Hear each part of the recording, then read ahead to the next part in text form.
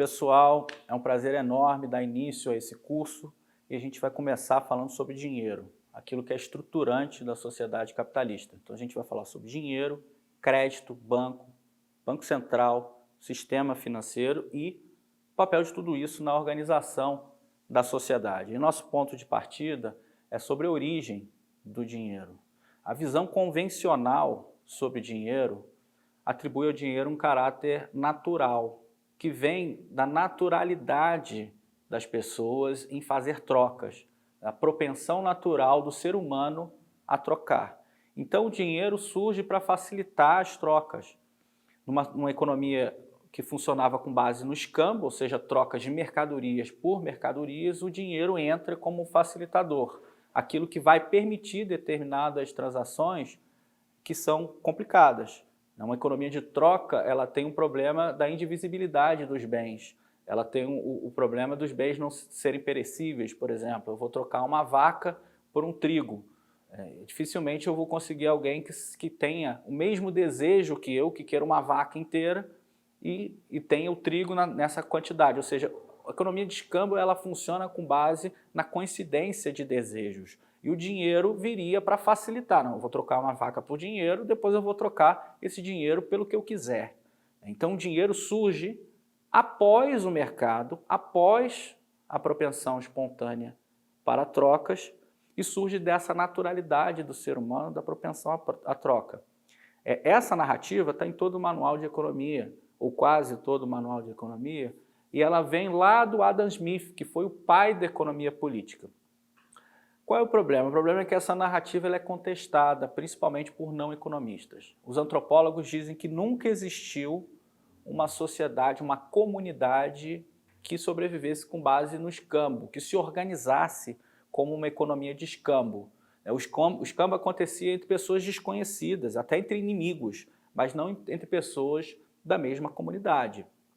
Qual é então a origem do dinheiro segundo essa outra interpretação? É a ideia do dinheiro como dívida. O dinheiro como um compromisso, como uma obrigação. Inclusive, o dinheiro surge nessas interpretações, que são interpretações de antropólogos que pesquisaram a fundo o tema, diferente dos economistas que supõem ideias como Adam Smith, que supõem essa transição de uma economia de escambo para uma economia com dinheiro, uma economia mercantil. A origem do dinheiro, nessa visão antropológica, ela está, inclusive, no sistema penal, na ideia de que um Estado impõe obrigações para alguém que cometeu algum crime, por exemplo. Uma vez que essa pessoa cometeu um crime, ela tem que pagar à comunidade em determinada soma. Inicialmente pode ser uma soma de uma mercadoria, de grãos, de animais. Mas aí, para padronizar o pagamento dessas infrações, a comunidade ou o Estado institui o dinheiro, ou seja, uma unidade comum que vai ser referência para todas as mercadorias do sistema. Inclusive, são os contadores dessas dívidas que inventam a escrita, do ponto de vista histórico. É pouco romântico, mas não foram poetas que inventaram a escrita, foram contadores. E, geralmente para contabilizar transações e obrigações sociais. Do sistema penal, que paga inicialmente multas e taxas e posteriormente impostos. Aliás, os impostos instituem o dinheiro como ferramenta em sociedades que antes não trabalhavam com dinheiro. O exemplo de um exército marchando. Esse exército tem duas formas de sobreviver, de se alimentar, de logisticamente dar continuidade a uma operação de guerra. Ele pode simplesmente pilhar, obrigar os camponeses a entregar uma parte da sua produção, ou ele pode instituir uma obrigação aos camponeses, os arredores de onde está o exército. Ele pode dizer, olha, simplesmente vocês vão ter que me pagar uma taxa no dinheiro do Estado instituído por esse exército. E aí os camponeses, uma vez que eles não têm esse dinheiro, eles têm que vender produtos, um excedente, geralmente vendem para os soldados, que tem o dinheiro. Então, veja, as comunidades no entorno do exército se organizavam de forma a não produzir excedente, se organizavam de forma a não usar dinheiro algum. Mas uma vez instituída essa obrigação, essas comunidades têm que mudar a sua forma de operação para produzir um excedente e conseguir dinheiro para cumprir as obrigações para com o Exército, ou o Estado Nacional, ou o dominador que está presente. Aliás, a Roma antiga, ela cobrava impostos, não dos romanos, ela cobrava impostos dos povos dominados. E ao fazer isso, ela mudava a relação e a organização social de várias comunidades. Veja, como a gente está invertendo as relações, a ordem das coisas. Não é a naturalidade, a espontaneidade do mercado que vai gerar o dinheiro, mas é a política que vai gerar o dinheiro, que vai instituir o dinheiro como obrigação social e, ao fazer isso, vai modificar o comportamento dessas comunidades. A ideia do dinheiro que surge, as primeiras versões do dinheiro lá na Mesopotâmia, as versões mais contemporâneas do dinheiro, o dinheiro que é sempre relacionado a uma autoridade, o dinheiro como criatura do Estado. E ao fazer isso, eu desnaturalizo o dinheiro e eu crio outra versão para o surgimento dos mercados. Não é que vem primeiro o mercado e depois o dinheiro para facilitar as trocas, mas o mercado já é uma opção política de organização social. Então, essa interpretação alternativa é uma interpretação muito forte, muito poderosa e muito interessante para entender a realidade, e é uma interpretação que vem com força em vários autores contemporâneos e está desfazendo essa versão que vem lá do Adam Smith do dinheiro como desdobramento dos mercados e das trocas.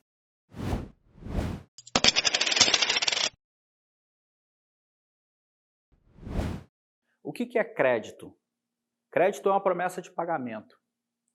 É um ato privado que substitui o dinheiro nas transações. E a gente pode entender isso com um exemplo simples, onde o crédito ou promessa de pagamento substitui o dinheiro. Por exemplo, eu tenho um agente A que vai fazer uma transação com o agente B e vai comprar uma mercadoria. Ele vai dizer para o agente B, olha, eu não tenho dinheiro agora, eu prometo te pagar depois. E dá a ele um papel que substitui dinheiro naquela relação. É um crédito, é uma promessa de pagamento. Aí o agente B vai fazer uma transação com o agente C e fala para ele a mesma coisa. Compra a mercadoria, o dinheiro não entra em circulação e ele promete ao agente C esse pagamento posterior. É uma promessa de pagamento que está ali substituindo o dinheiro. E, por fim, o agente C vai fazer uma transação com o agente A, aquele mesmo agente A do início da história. E fala a mesma coisa, veja, eu te pago depois. E aí descobre que o agente A tem uma relação de dívida com o agente B, que, por sua vez, tem uma relação de crédito com o agente C. E aí, simplesmente, o circuito se fecha e essas transações ocorrem sem dinheiro. Ou seja, a mercadoria circula e o dinheiro não entrou em circulação. É o crédito que fez funcionar essa economia de 3 agentes simplificada. São promessas de pagamento que estão substituindo o dinheiro. Agora, essas promessas de pagamento dependem de uma coisa fundamental, que é a confiança entre os agentes. E, evidentemente, quando eu tenho economias com muitos agentes, é mais difícil ter confiança para que esses circuitos de promessas de pagamentos privados substituam sistematicamente o dinheiro. Aí eu tenho uma instituição que justamente captura essa confiança e que vai fazer o meio-campo entre as promessas de pagamento. E essa instituição é o banco.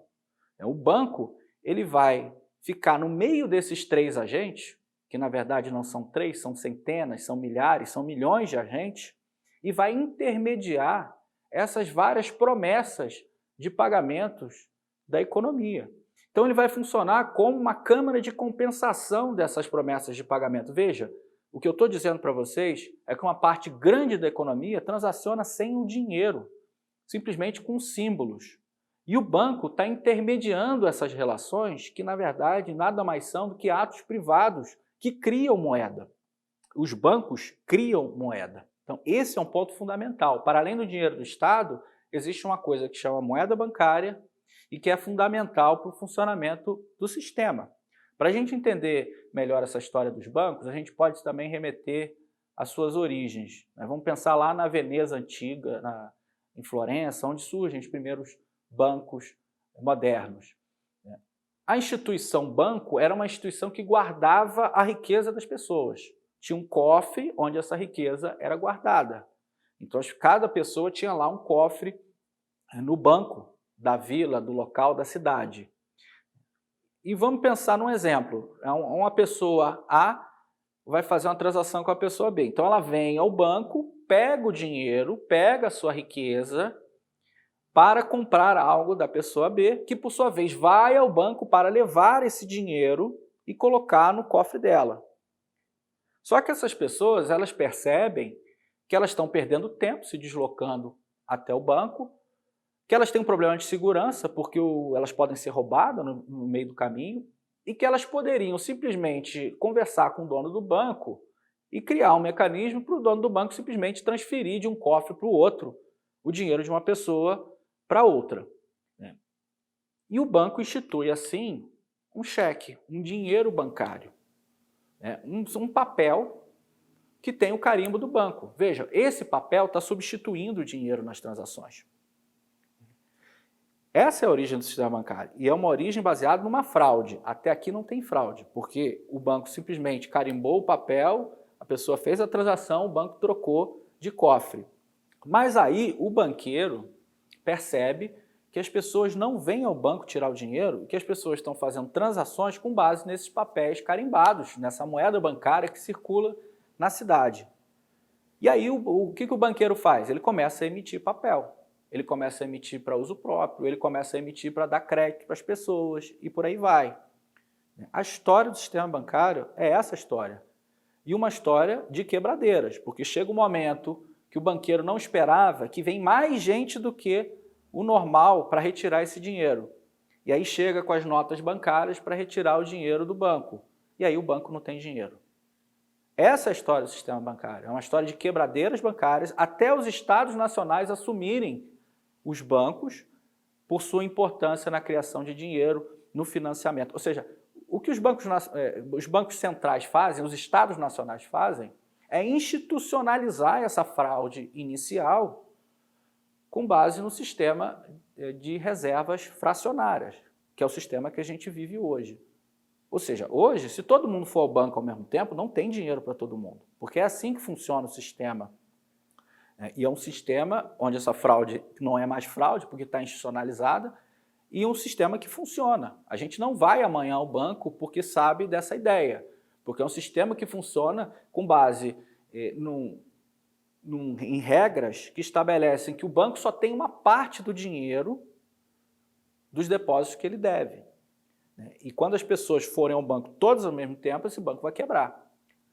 Isso é uma crise bancária, uma crise de corrida bancária, uma crise rara no capitalismo, mas quando acontece, desmonta completamente o sistema. Daí a importância do sistema bancário. O que aconteceu nos Estados Unidos na década de 30, o que aconteceu na Argentina em 2001, é isso, as pessoas foram ao banco e o banco não tinha o dinheiro para dar para as pessoas, porque os bancos não têm o dinheiro todo das contas que estão lá. E é assim que funciona. E no momento que as pessoas formam fila na porta do banco para retirar o seu dinheiro, o banco vai ter que fechar as portas. E quando o banco fecha as portas, aí a gente tem a pior crise que o capitalismo pode ter, que simplesmente todo o sistema de pagamentos cai, porque as pessoas elas não guardam dinheiro em casa. Eu tenho um pouco de dinheiro no meu bolso, mas a maior parte do pouco dinheiro que eu tenho está no banco. Se o banco quebrar, a minha universidade provavelmente não vai pagar o meu salário nesse banco, e nem em banco nenhum, porque ela também depende dos recursos que estão no sistema bancário. Eu não vou comprar as coisas que eu geralmente compro, eu não vou à padaria, o padeiro também não tem conta, não tem mais dinheiro no banco, não vai comprar insumos, vai despedir, vai fechar. E aí a gente tem desemprego e uma crise generalizada.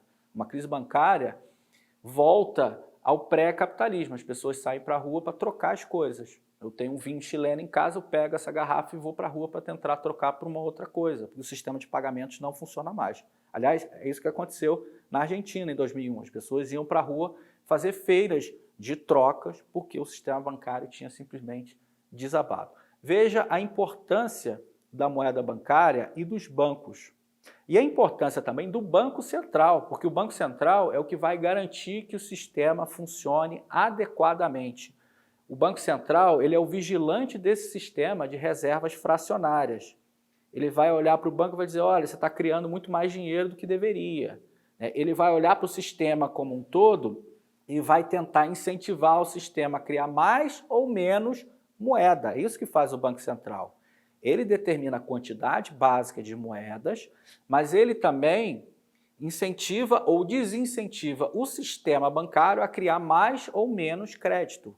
Ou seja, o Banco Central tem um poder indireto sobre os bancos, mas os bancos também têm poder de criar moeda. E o crédito é absolutamente fundamental no capitalismo. Ele faz avançar os ciclos econômicos, os ciclos de consumo, as bolhas de ativos, e o crédito também proporciona crises gigantescas. Daí a importância do sistema bancário, do crédito e do Banco Central, como um desdobramento, vamos dizer assim, do dinheiro original. Então o capitalismo é dinheiro, mas é crédito e é também o mercado de capitais e o sistema financeiro que está em torno disso. Sem entender essas coisas, a gente não entende o capitalismo.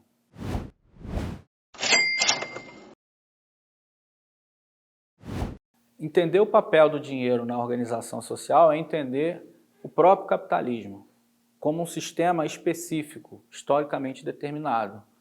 O capitalismo é um sistema onde predomina a mercadoria. O que é mercadoria? A mercadoria é uma forma específica do produto do trabalho. Toda a sociedade produz, toda a sociedade tem trabalho, mas nem toda a sociedade tem mercadoria. A mercadoria é o produto do trabalho destinado à troca. E isso é fundamental para entender a própria organização da sociedade. Eu tenho sociedades que se organizam por critérios jurídicos, por critérios culturais, por critérios políticos. É uma sociedade feudal, por mais que possa ter mercado, e esse mercado justamente é aquilo que vai desmontar o sistema historicamente, ela não se organiza com base no mercado. Quem determina a alocação do produto social são aquelas normas ali vigentes. Eu tenho um senhor feudal, eu tenho um servo, o servo é obrigado, tem os camponeses que são obrigados a dar uma parte da sua produção ao senhor feudal em troca de uma suposta segurança. Ou seja, eu tenho critérios para organizar que não são critérios determinados pelo mercado. Assim como uma comunidade indígena, eu tenho determinadas normas, eu tenho trabalho, eu tenho divisão do trabalho, eu tenho uma forma de distribuição dos produtos do trabalho, mas eu não tenho mercado organizando essa sociedade. A característica específica do capitalismo é que o mercado é o organizador do trabalho e da distribuição do produto social. Essa que é a ideia. Então a mercadoria ela vai expressar aquilo que é mais necessário, quais são os setores que demandam mais trabalho, quais são os setores que precisam de mais produção daqueles produtos. E também o mercado vai determinar a distribuição desses produtos. Isso faz do dinheiro uma espécie de organizador da sociedade. É o termômetro de para onde vai o trabalho social e para onde vai ser distribuído o excedente da sociedade. Tem um exemplo que é interessante, que é a ideia de uma pessoa que vivia isolada numa comunidade, por exemplo, uma comunidade indígena, e essa pessoa chega num mercado, um mercadão, e ela vê aquele monte de coisa estocada, aquelas prateleiras de laranja, maçã, frutas, verduras, peixes, carnes, etc., tudo ali exposto à vista. E uma primeira reação é que essa pessoa fique impressionada com a capacidade da sociedade de produzir coisas, estocar. É uma eficiência muito grande, porque a comunidade dela se organiza de uma outra maneira e certamente não estoca coisas naquela dimensão. Mas essa pessoa vê uma criança pegando comida do chão. E aquilo não faz sentido, pegando uma fruta podre no chão enquanto tem abundância de frutas bonitas ali expostas. E evidentemente essa pessoa se pergunta, o que essa criança está pegando do chão e não está pegando da parte de cima? E a explicação é que essa criança não tem dinheiro. Veja como o dinheiro é que restringe o acesso às coisas. O dinheiro é aquilo que vai organizar a sociedade e que vai organizar a distribuição do produto social. Na cabeça dessa pessoa que veio de uma comunidade que distribui o seu produto com outra lógica, aquilo não faz nenhum sentido. Uma comunidade indígena não tem desemprego, por exemplo. Não existe. Se essa comunidade é isolada, se ela não funciona por meio da... Se não tem dinheiro, não tem desemprego. Porque eu vou estabelecer determinadas regras, as pessoas vão trabalhar conforme a sociedade definir. Essa sociedade pode ter problemas, pode ter crises, pode ter escassez, mas a distribuição e a regulação dessa escassez vai ser feita em comunidade e não pelo mercado. Essa sociedade pode ter abundância e a distribuição desse excedente vai ser conforme as regras da sociedade. Eu posso fazer uma festa, gastar, consumir mais do que o normal, por exemplo. No capitalismo, não. Supostamente, essa instituição chamada mercado que vai organizar as coisas da maneira adequada. E mesmo que essa organização gere os problemas que geram, por exemplo, desemprego, por exemplo, escassez, por exemplo, miséria. Então, o dinheiro é parte estruturante dessa organização e que vai determinar o conjunto dos problemas da sociedade, dos problemas e das virtudes, como alguns apontam. Em economia, geralmente se ilustra o papel do dinheiro na sociedade com base no fluxo circular da renda, que é um fluxograma que está nos manuais de economia, de contabilidade social, que mostra, de um lado, famílias e, do outro lado, empresas. As famílias fornecem às empresas fatores de produção, capital e trabalho. E as empresas fornecem às famílias bens e serviços. E esses fluxos têm fluxos contrários, que são fluxos monetários. Ou seja, por fornecer capital e trabalho para as empresas, as famílias têm de volta um fluxo monetário, ou seja, um fluxo de dinheiro, que são os salários, os lucros, os juros e o rendimento dos fatores de produção. E, por sua vez, as famílias pegam esse dinheiro e pagam as empresas por bens e serviços. Veja, nesse esquema simplificado, o dinheiro está intermediando esses fatores de produção e esses produtos, bens e serviços que são vendidos às famílias. É como se eu pudesse tirar o dinheiro e está lá aquela velha economia de escambo. E em cima desse esquema, muitos economistas eles pensam que o dinheiro, ou defendem o dinheiro como um mero facilitador das trocas, como um mero lubrificante, vamos dizer assim, do sistema. E um sistema inerentemente estável que tende a equilíbrios, inclusive o equilíbrio de pleno emprego. Ou seja, se esse sistema funcionar bem, todos terão emprego. O sistema será estável. Essa é uma visão da economia que é muito compartilhada e embasa, inclusive, o chamado neoliberalismo, que é uma discussão que nós vamos ter aqui no curso. Há outra visão de economia que mostra que esse sistema, justamente pelas características e pela natureza do dinheiro, é um sistema inerentemente instável, que esses fluxos eles não funcionam perfeitamente e que o dinheiro, às vezes, é apropriado, o que faz travar o circuito e a circulação de mercadorias, o que faz ter desemprego, o que faz ter crises. Essas visões, por exemplo, estão nas vertentes marxistas e keynesianas da economia, um tema que a gente vai abordar na próxima aula.